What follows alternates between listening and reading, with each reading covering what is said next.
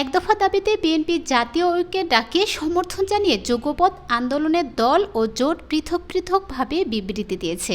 শনিবার ও রোববার এই বিবৃতিগুলো দেয় বিভিন্ন দল এবং জোট। এর মধ্যে লিবারেল ডেমোক্রেটিক পার্টি, 12 দলীয় জোট, জাতীয়তাবাদী সমমনা জোট, গণফ্রন্ট, বাংলাদেশ লেবার পার্টি এবং তৃণমূল জাতীয় পার্টি সমর্থন জানিয়েছে। এর বাইরে যুগপৎ আন্দোলনের অন্য দল এবং জোটও সমর্থন জানাবে। বিএনপির এই আহ্বানে সাড়া দিয়ে গত শনিবার জাতীয় ঐক্য যোগদানের ঘোষণা দিয়েছে লিবারেল ডেমোক্রেটিক পার্টি। গতকাল 12 দলীয় জোটের মুখপাত্র শাহাদাত হোসেন সেলিম স্বাক্ষরিত বিবৃতিতে বলা হয়, ন্যূনতম এক দফা দাবিতে সরকারের পতনে সব গণতান্ত্রিক রাজনৈতিক দল, সামাজিক ও সাংস্কৃতিক সংগঠন এবং ব্যক্তি ও শক্তিকে ঐক্যবদ্ধ হওয়ার জন্য বিএনপি জাতীয় ঐক্যের আহ্বানে একতা ও সংহতি জানিয়েছে 12 দলীয় জোট। জোট প্রধান এবং জাতীয় পার্টির চেয়ারম্যান মোস্তফা জামাল হায়দার বিএনপি নেতৃত্বে সব গণতান্ত্রিক শক্তির প্রতি জাতীয় ঐক্য গঠনে আহ্বান জানান।